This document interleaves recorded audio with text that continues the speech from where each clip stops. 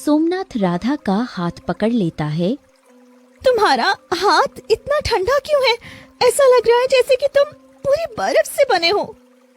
क्योंकि मैं झील के अंदर रहता हूँ और बाहर बस कुछ ही मिनट के लिए आता हूँ, इसलिए मेरे हाथ इतने ठंडे हैं।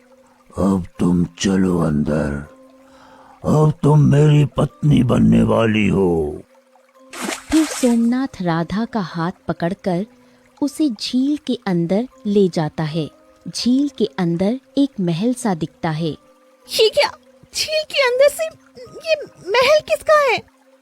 ये मेरा महल है और यहाँ ही तुम सबकी बलि देता हूँ। अब यही महल तुम्हारा कब्र बनेगा। अपनी कब्र देख लो, कैसा लगा तुम्हें? तुम इतना क्रूर किस लिए हो? तुम सबके साथ ऐसा क्यों कर रही हो? आखिर हम सब ने तुम्हारा क्या बिगाड़ा है? हमारे ऊपर रहम करो। लेकिन बिना कुछ कहे सोमनाथ राधा को महल के अंदर ले जाता है। देखो, मैं तुमसे शादी करने के लिए तैयार हूँ। बस पहले बताओ, मेरी बहन और मेरा प्रेमी कहाँ है? मुझे उनसे कम से कम एक बार मिलने तो दो। मुझे विश्वास नहीं है कि तुमने उन्हें जिंदा छोड़ा होगा। तुम उन्हें जान से भी मार सकते हो। अरे नहीं, मैं ऐसे बेवजह नहीं मारता। अगर तुम्हें मारूंगा तो मेरा मकसद पूरा होगा। वो सब तो मेरे मोहरे हैं, तुम जैसी लड़कियों को सही वक्त पर झील में लाने के लिए। अगर तुम जिद करती हो तो मैं तुम्हें दिखा देता हूँ। फिर सोमनाथ राधा को एक कमरे में ले जाता है, जहाँ कमरे में नेहा और राहुल दोनों खून से लथपथ और खंभे से बंधे होते हैं। राधा, राधा तुम यहाँ क्या कर रही हो? अरे चली जाओ यहाँ से। मैंने तुम्हें मना किया था ना कि चाहे कुछ भी हो जाए तुम यहाँ नहीं आओगी। दीदी, तुम क्यों आई हो? ये राक्षस है। तुम यहाँ क्यों आई हो? चली जाओ। मुझे तुम्हारी बातों पर यकीन नहीं था, लेकिन अब तुम्हारी बातों पर यकीन होने लगा है। ये बहुत ही क्रूर इंसान है। ये क्या हाल है तुम दोनों का? ये तुमने क्या किया? मेरी बहन और इसे इतना घायल क्यों कर दिया? अभी तो बस घायल है। अगर तुमने मुझसे शादी नहीं की तो इसकी अर्थ ही देखोगी। मैं तुमसे शादी करने के लिए तैयार हूँ। तुम मेरी प्रेमी और मेरी बहन को जाने दो। तुम मुझे मूर्ख समझती हो क्या? मैं इसे जाने दूंगा और फिर तुम मुझे धोखा देकर चली जाओगी। ऐसा नहीं होगा। अब बस 2 दिन तुम यहीं रहोगी, उसके बाद शादी होगी। तब तक ये दोनों खंभे में बंधे रहेंगे। 2 दिन बीत जाते हैं। तीसरे दिन शादी की धूमधाम से तैयारी होती है।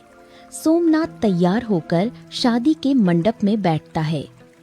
देखो, मैं तुमसे शादी करने के लिए तैयार हूँ। अब मैं झूठ नहीं बोल रही। अब सच बताओ, तुम इतना क्रूरता क्यों दिखाते हो? तुम कोई छोटा मकसद के लिए तो यहाँ पर इतना बड़ा अत्याचार नहीं कर रहे हो।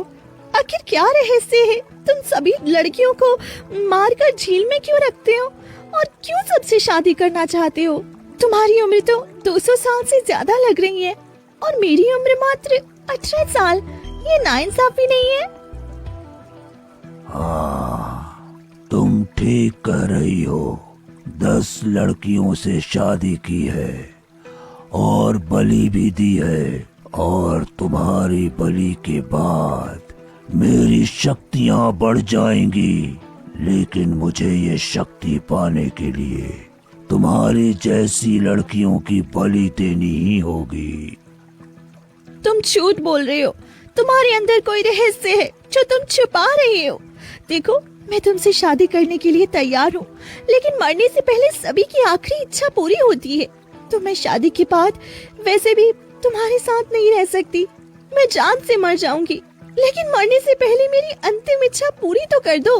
तुम हमारे गांव वालों से ये दुश्मनी क्यों ले रहे हो? सभी गांव वाले तुमसे डरते क्यों हैं? और ऐसा करने से तुम्हारा मकसद क्या है? देखो, तुम थोड़ी देर में मेरी पत्नी बनने वाली हो। इसके बाद इस दुनिया को छोड़कर जाने वाली हो, इसलिए आखिरी इच्छा पूरी करनी ही चाहिए। ठीक है, मैं जानबूझकर ऐसा नहीं कर रहा।